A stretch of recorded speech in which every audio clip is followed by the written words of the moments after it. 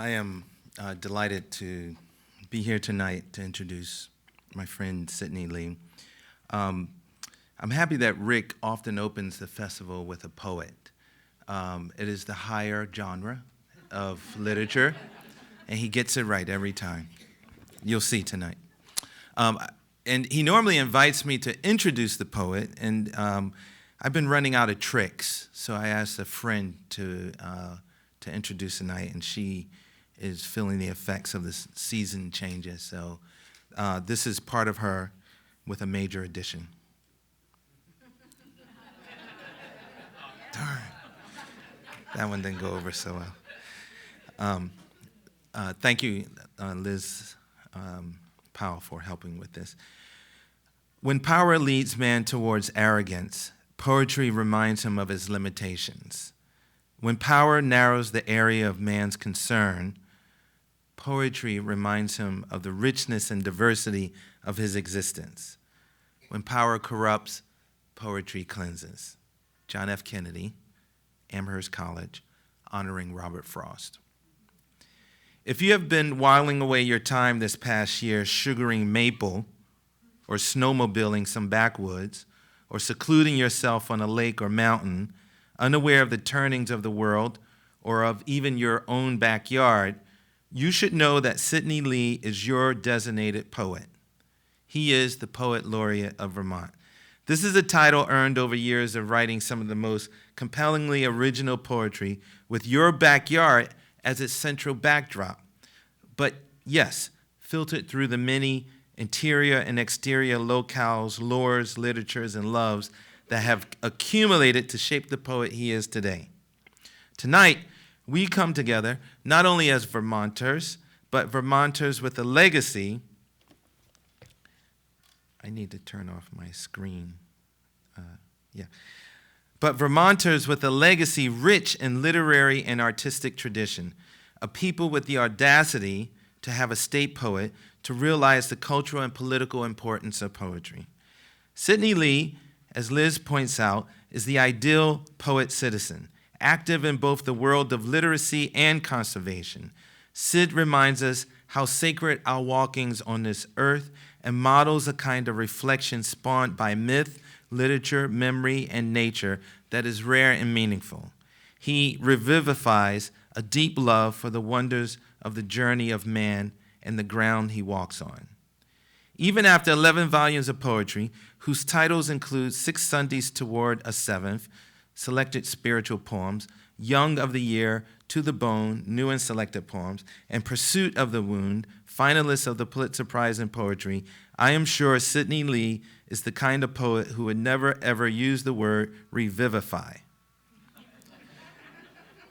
Even more, he is an accomplished and prolific essayist whose 4 decades of writing will be compiled and released this month from University of Michigan Press titled A Hundred Himalayas, Essays on Life and Literature. In 1977, he founded the New England Review and served as its editor until 1989. He has received a number of fellowships from the Rockefeller Foundation, Fulbright, and Guggenheim Foundations. He has taught at Dartmouth, Yale, Wesleyan, Vermont, and Middlebury colleges, as well as at Franklin College in Switzerland and the National Hungarian University in Budapest. His stories, poems, essays, and criticism have appeared in the Harvard Review, the New Yorker, the Atlantic, the New Republic, the New York Times, Sports Illustrated, and many, many other periodicals. He lives in Newbury, Vermont. He's our neighbor.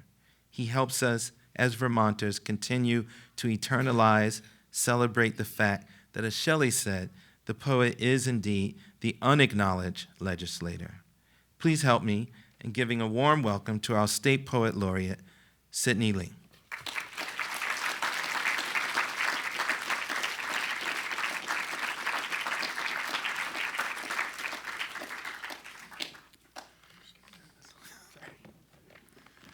I was forewarned that this would happen. My comfort with the world of technology is such that they didn't trust me to turn it on and off. I know perfectly well I would have forgotten, so thank you very much.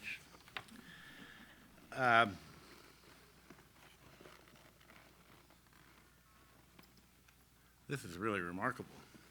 This appears to be empty. Has anybody got a copy of a book of mine, for God's sake? Here? I obviously left the little sheaf I was going to read from in my car.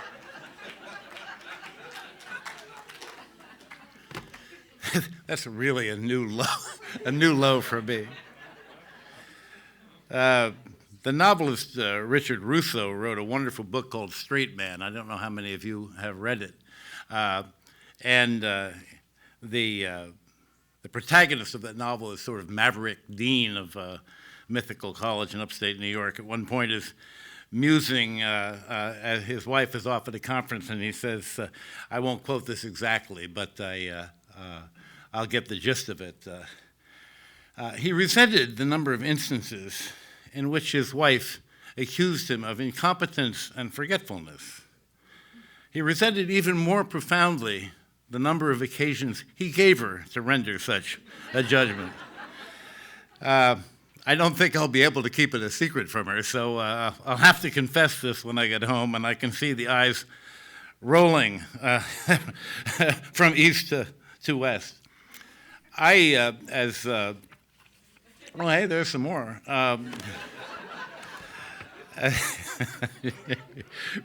Really, I'm sorry. My youngest daughter calls me the Vermont's Poet Laureate, and I'm giving her further fodder. But it's interesting and touching, and I'm deeply honored to be in the presence of Bill McKibben and of Ed Wilkins, of the Stearns Institute, not to mention Governor Cunin, to whom I owe the debt of being the state poet after she reinstated the position in the late 80s, because my principal concerns, apart from literature, although I hope they're continuous with what I write, as I believe in the notion of the writer-citizen, have to do specifically with literacy as president of Central Vermont Adult Basic Education over in Barre, and conservation, which of course emphatically and catastrophically includes climate change now, as the president of a trust in eastern Maine, which has preserved now almost 400,000 acres of open forest land. This is going to be a bit more improvisatory than I had imagined. I'll begin, I noticed that in listing my various periodical publications, the Major mentioned Harvard Review first for some reason known to him and known to me, and perhaps not to you, but I will read a poem that originally appeared in the Harvard Review. It's called Men Without Women, a title that I borrow from Hemingway, towards whom my attitude is very mixed, but and it's very mixed about the protagonist of this poem, too. Men Without Women. I can't believe I forgot. Well, anyway. I turned a corner in Montreal right after the poor stiff went down, the one who'd hit him having proved himself the better man, and showing that almost sexual victory face, all heavy lid and smirk. I wasn't scared, I wasn't angry. I could know, after all, what had started this mess. It was something else, the look in the light-colored eyes of the fallen one, down on his knees and not about to get up, that quickened my step and made me wish I could close my own eyes now and still make my way along the sidewalk. I didn't like how the victim appeared to be knocked way back to his childhood. No hint left of swagger, just boyish confusion in those milk blue eyes. Eyes that might start leaking at any moment now, I feared. I understand what I say may be so much hairy-chested horseshit, and yet I understand, too, how bitter and hard it can be on a man to be shown up like that. I recall, all but 5 full decades ago, stepping outside from a club where Clyde McPhatter had ended his set, and how full I felt of that wail and whisper and funk. how I saw the stars winking down from between tall buildings, everything right with the world except I had no lady love. The shore leave sailor lurched my way, a scrawny little bastard, but drunk enough to be rhino-sized and growing. He shoved me hard, or hard as he could manage, perhaps because I happened to be the only other young man there on that sidewalk by that door. He called me Ralph. Hey, you ain't messing with no baby, Ralph. As if I were the one who'd started the fooling. I straightened, stared him away, and turned to go. His wheelhouse swing grazed my ear from behind, completely painless, but it got me crazy. I had only wanted to love the way I was feeling and was only wishing some woman could feel it with me.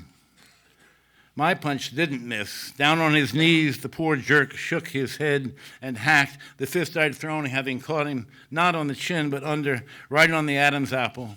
Kneeling, he started to cry out loud, his skinny chest rising and falling so he looked like a baby, complete with sailor suit, complete with that harmless gaze of confusion in his eyes, light blue eyes, like eyes just now on a street in a Canada city, miles and miles from that club, yet close, as close can know.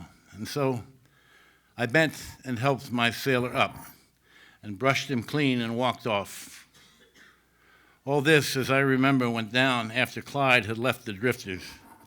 But it was, I think, before he recorded The Aching Without Love.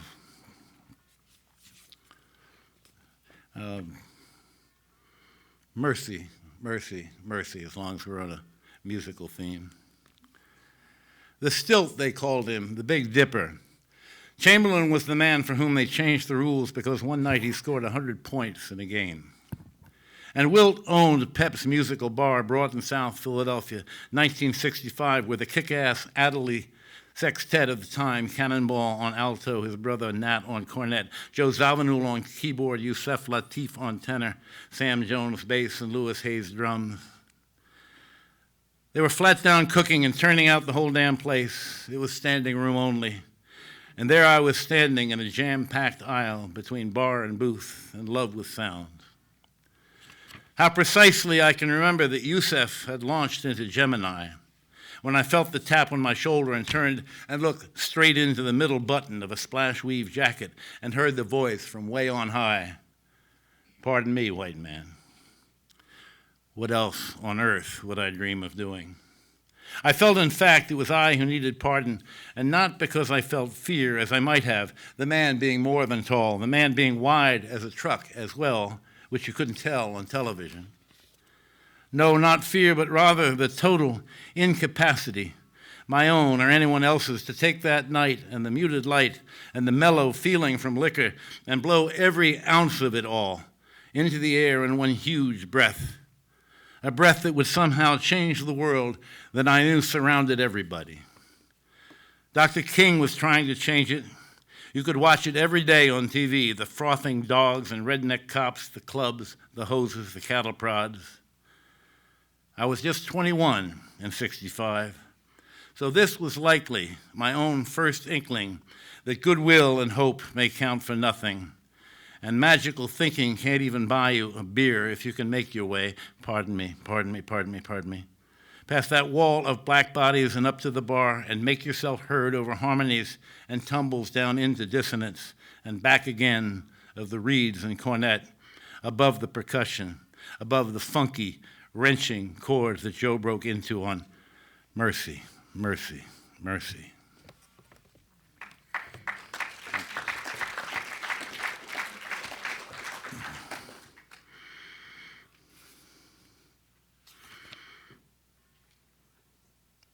I could turn this whole thing into a kind of a musical reading, but I won't.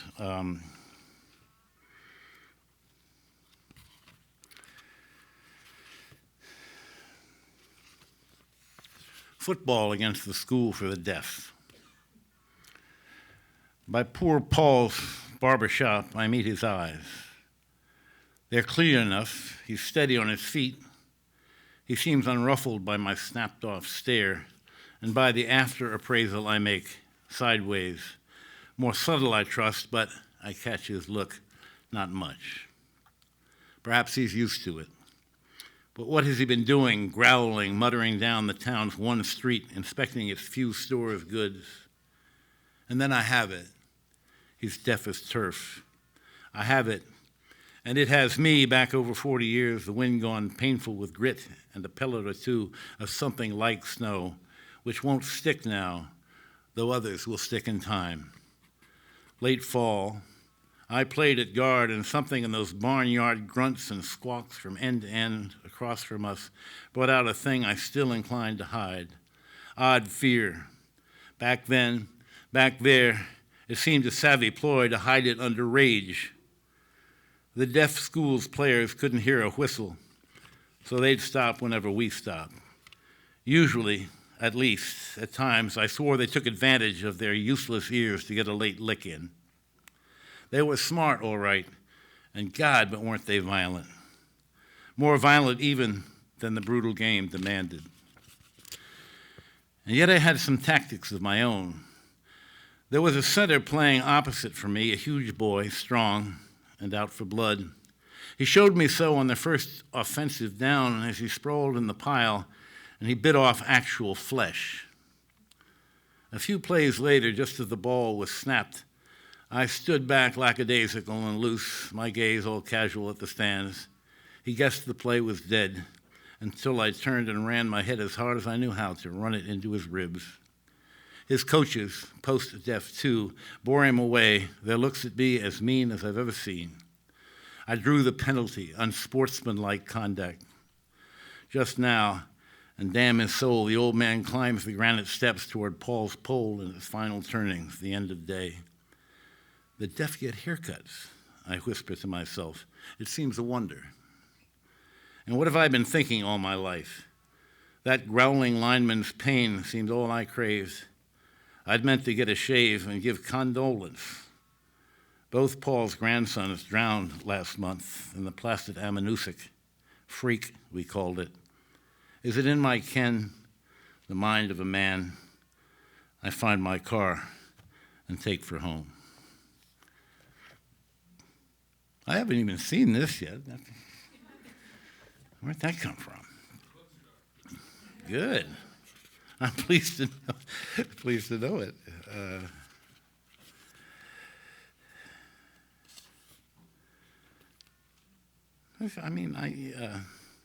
I'm not a very violent person. You know, I'm really lots of fun in real life. Speaking of literacy, this is a poem I don't know that I've ever read in public. It was a great idea, so sure, of course, I volunteered to type for the local fourth graders who wanted to publish a book of their stories.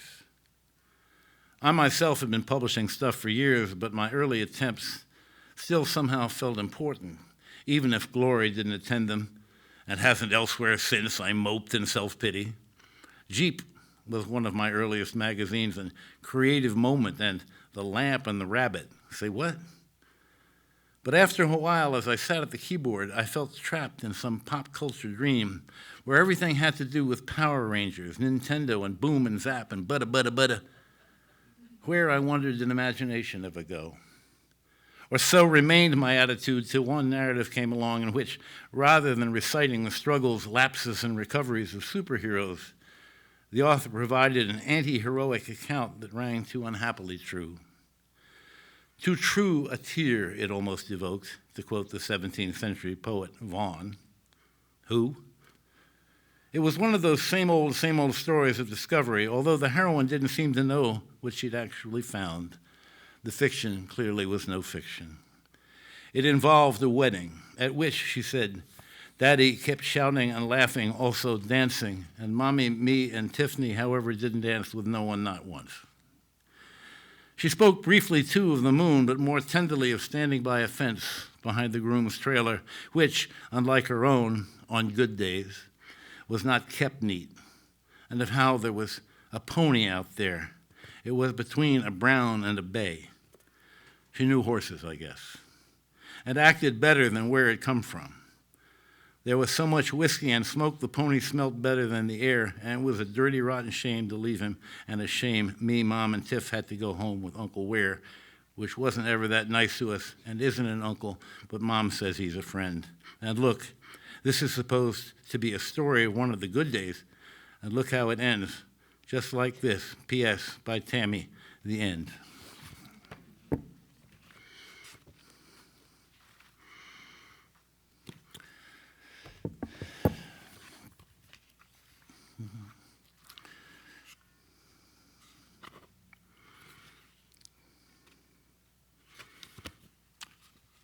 This poem is called Leonora's Kitchen.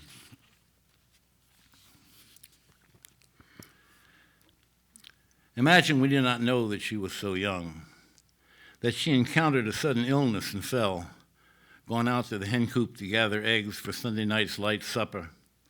The men and their boys are in town.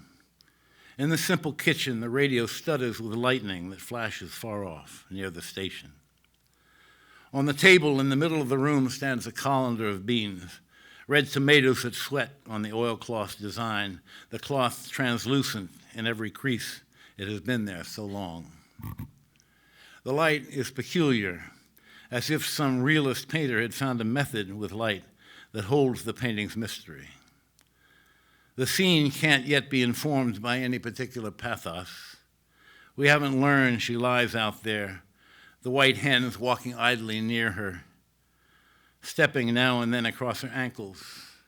We cannot yet be moved to picture one of them perched for a time on the swell of her hip, cocking its head, spreading its meager, feckless wings and jumping down. And the kitchen itself, it seems to do nothing but replicate the kitchen in any house of the country working poor. Framed as it is by porch pillars bowed, a floor bowed up, a ceiling down. The light is the apparent light of southern Illinois on any of 50 or 60 humid evenings. From far away, the flashes of heat. Soon the moths will tattoo the screens beige on rust. She hasn't been discovered, so the fact that she was young, was pretty and decent cannot mean anything yet, if in fact it will ever mean anything. We can't imagine in this moment the room illuminated by anything like that aura said to rise off the spirit rising. It's somehow still, it is radiant and moves us, though unmoving.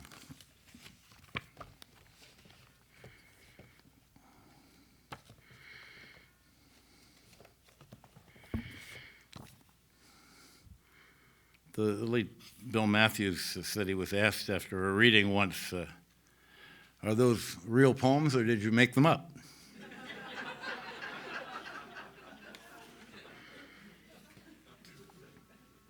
But this is a real poem, which I made up. Now, this is based on one of the more remarkable happenstances of my life. Bumping into Big Wilt was one thing, but I knew he would be there because he owned the place, but this was different. This is called Wonder, Red Beans and Ricely. And it involves an American musician who may be the greatest artist this country has produced, although I could invite argument, pro and con in that respect.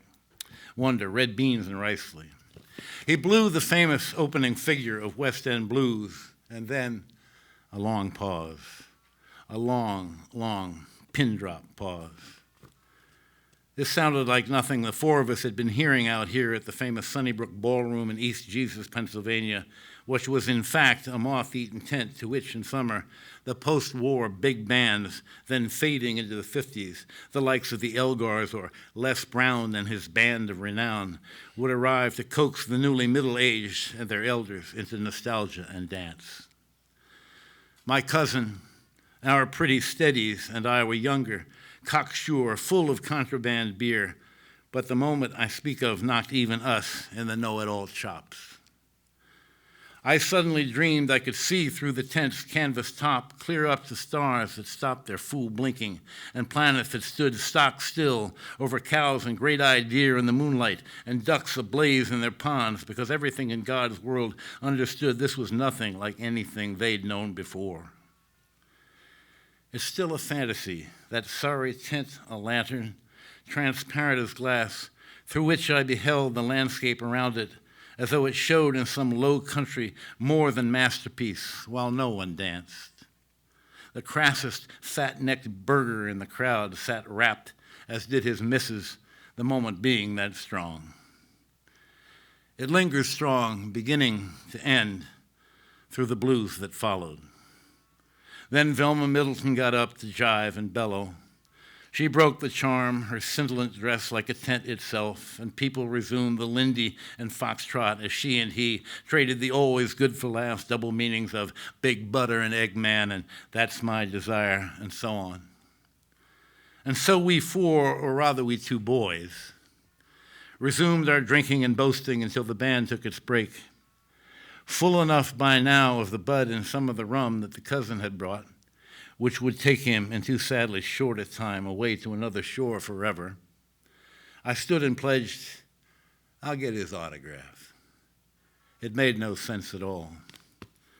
I staggered to and through the canvas's backstage hole, the mocking jibes of cousin and sweethearts dying behind me, and beheld a row of semi-trucks, his equipage. There were 2 doors as to a house in each and a little set of metal steps underneath. Without a hitch, I climbed one stair of the bunch. It made no sense, except it did. I knew. Something had burned into my reeling brain when that opening solo started, and the man would have to be just there where he was when I knocked on one of the several doors inside the trailer, and the growl was fate. It didn't surprise me. "Come in," he said. How could he? How could he not? I came. It was meant to be, and still I stammered with puzzlement, shame. I'd had a vision, yes, and yet to have the vision there before me, wonder. Great Armstrong at a desk in an undershirt, suspenders flapping, his face near blinding, sweat beads charged by the gimcrack rack of fluorescent lights so that he seemed to wear an aura. It was all one supple motion, the way he reached into a drawer, drew out a jug of Johnny Walker, sucked it down to the label, squared before him a sheet of paper, ready for me, it seemed, flourished a fountain pen and wrote, "Red beans and rice liqueurs at Sunnybrook Ballroom. Pops." Back at the table, they judged it was real enough by the looks. I just walked in and got it, and I bragged, as if a miracle hadn't transpired, as great as any I'd ever known. I bragged as if my part in it all were important somehow, and God hadn't just looked down and said, well, okay, him. And what remains from then? Not the paper long since lost, nor the lovely silken girls, Sally and Barbara, nor the cousin, as I've said, who crossed that foulest river, nor that brash, that truly and stunningly blessed younger eye, nor the heaven-struck beasts and the trees and the moon and the sky, just a handful of opening notes from a horn, which are there forever.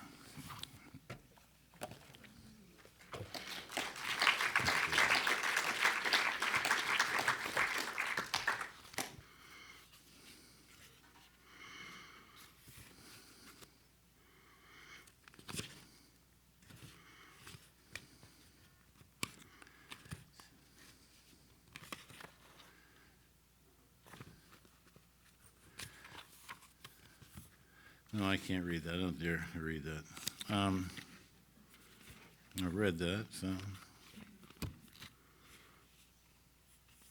Might as well read a love poem. I was going to do it anyway, but I was going to read a newer one. This is from my wonderful wife, who would be here, but that her aged and frail mother has come to stay with us for some period of time, and she belies every stupid mother-in-law joke ever told. She's welcome in my house anytime, but she's very frail. And my wife is amazing. This is called The Walker.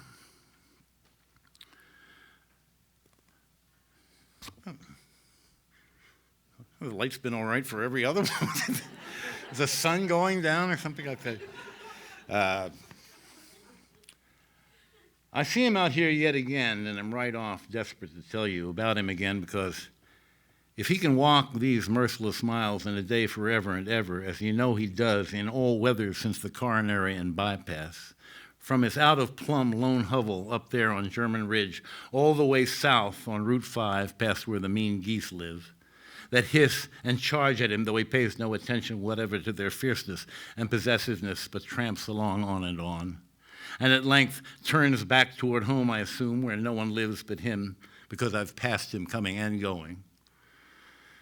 If I can notice him, for instance, in winter when the logging trailers slosh him as they stampede by, and he never misses a beat, nor raises an eye, nor pauses in dog days summer when most of us are dreaming of coolness by the pond near Hattie's Knoll, that he marches dogged, oblivious past, and in spring when he seems not to respond in the least to the peepers' melodies or the warblers, nor in mid-autumn to the frantic maples and poplars and ashes that spread their madness on the far white mountains, already snow-dusted across the wind-lathered river, though oh, how you and I have adored that foam and fire. If he can so persist in walking mile upon mile upon mile, day upon day upon day upon day to preserve his heart, and if I can go on driving past him like this as he makes his slow, slow progress, the progress seems an odd word for something that gets nowhere and never appears to end, and it's really, in fact, all he does anymore. If he can keep at it forever, and I can keep looking on at him, then it means that my heart's mad, hopeless dream, many miles and years down the road, will after all have turned out true, because he'll be there to be walking, and I to be watching, and I'll still have you.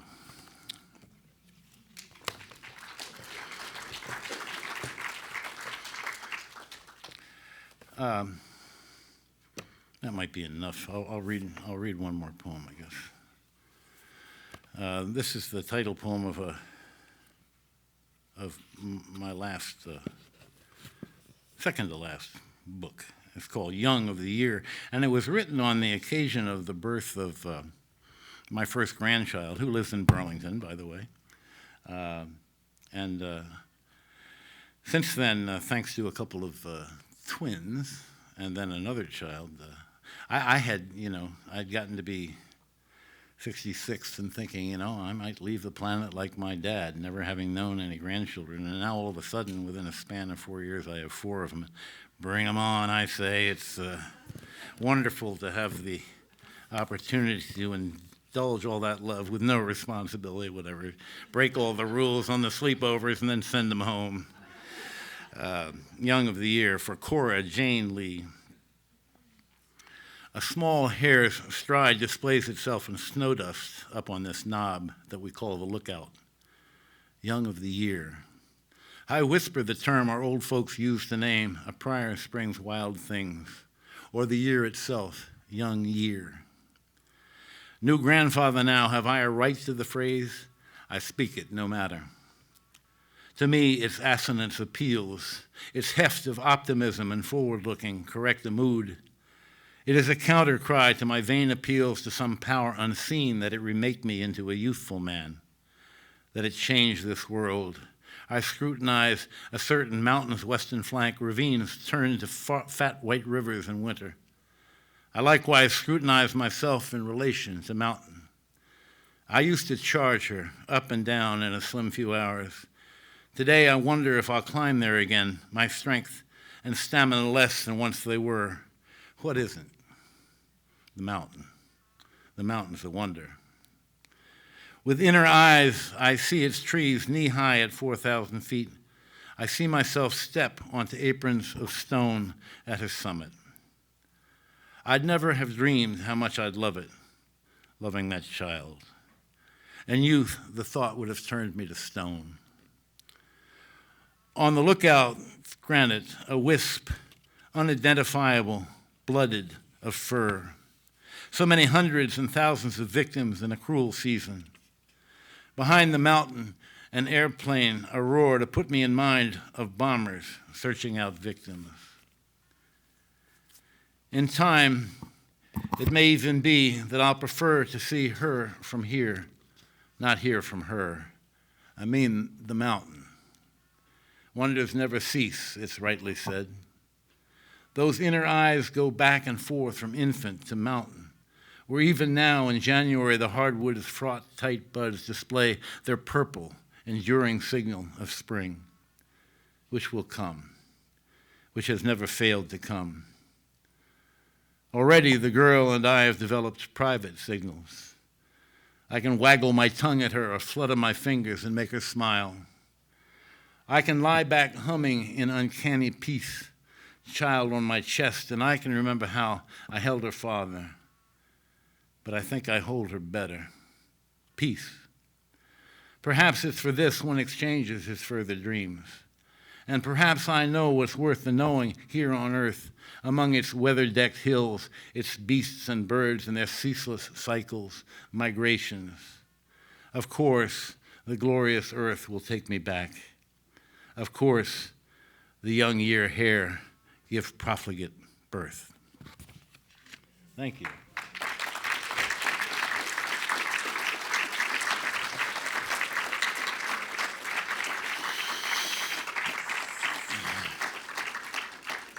Rick said that sometimes there are Q's and A's, and if the Q's come, I will offer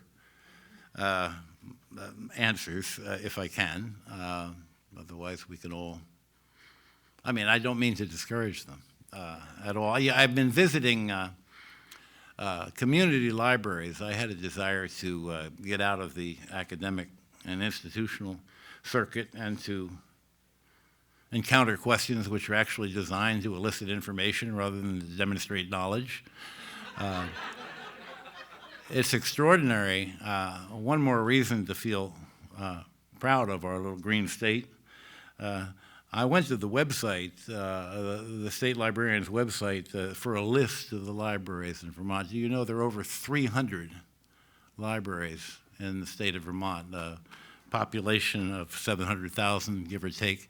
That's pretty remarkable, I think. I've been to 50 of them since my installation.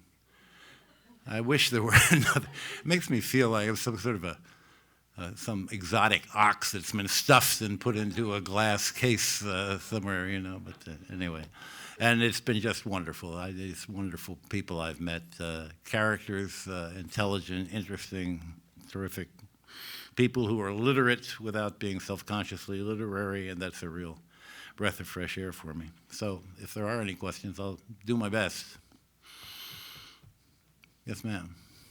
Can you say something about how a poem happens for you? Yeah, it may be a lie, but I'll say something anyway.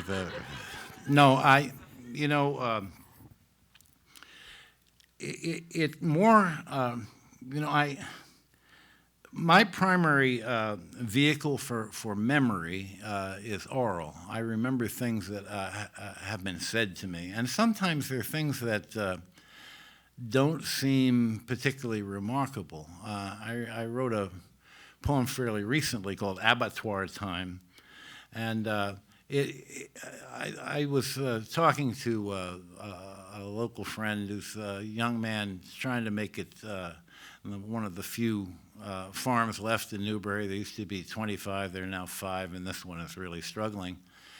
And for some reason, I thought I'm not a native. I was raised outside Philadelphia and had relatives out in the Dutch country. And I remember a Pennsylvania Dutch farmer saying to me after his wife had died, this place once had meaning and purpose. And I don't know if that was 50 years ago. And it married this fellow's struggles as I understood them, that fusion of these things over time. So somehow poetry for me is a way of connecting things that don't obviously seem connectable. That is to say, if I had 2 or 3 things sort of just stop me in my tracks and say in a week or a year or a decade or something like that, I will set about trying to write the poem which connects them all. And I can assume that they're all connectable merely because I'm the one that noticed them, you know. And in the process, I find out what the poem is about if I start with a notion of what the poem is going to be about, then it's inevitably a failure. Years and years of teaching, if such a thing is possible, teaching creative writing courses, the greatest inhibition for beginning writers was always, well, I didn't have any ideas, and to which I would usually say, well, that's good. I'm glad to hear that. And they would look at me puzzled. And I said, if you know where you're going before you start to write, where's the thrill? Where's the discovery in the act of writing? There's one tradition that you may have heard of that has a famous saying, in the beginning was the Word. That the Word is a kind of literally creative vessel.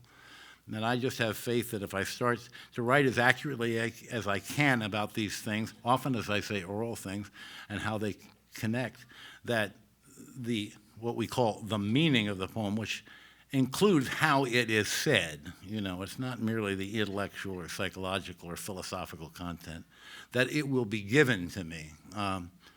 Certainly not always, but I mean, if it's going to be a poem, it'll be given to me, and not in the sense struck by lightning, inspiration or anything like that, but merely by fooling around with the materials themselves, which in the case of a poet happens to be language, just as for painters it's paint, or sculptors it's wood or metal or stone. So the poem about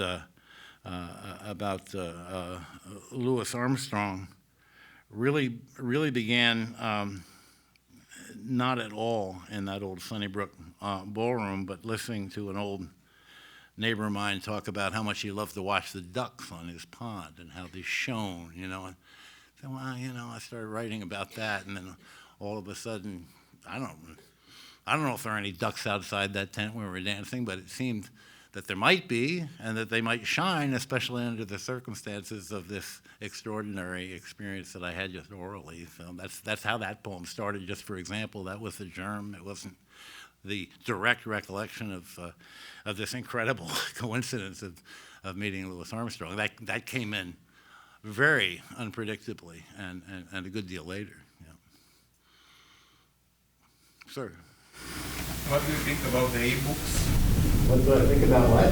The e-books. E-books. E-books. I'm not an American. No, that's all right. That's not a sin.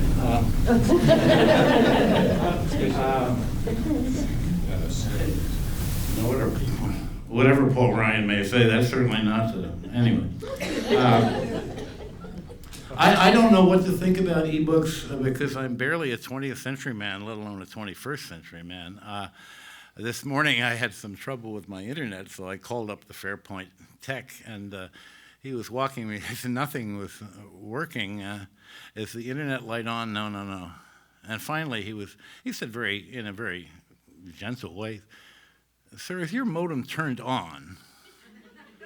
Oh, no, I guess it's... So that's kind of the level of my my awareness of the technological world. I'm sort of agnostic on the issue. There's no question that this revolution is probably as profound as the Gutenberg revolution, printed books, the wheel maybe. I have no grasp on it. I know it will affect the art. I don't exactly know how. I resisted it for years. I was very late to get a computer until Middlebury offered all these Macs, and I had, in this madness, had written this novel and discovered, the carbon paper and whiteout was not all it was cracked up to be. So I used this 1985 Mac 512K, I think it was called, something like that.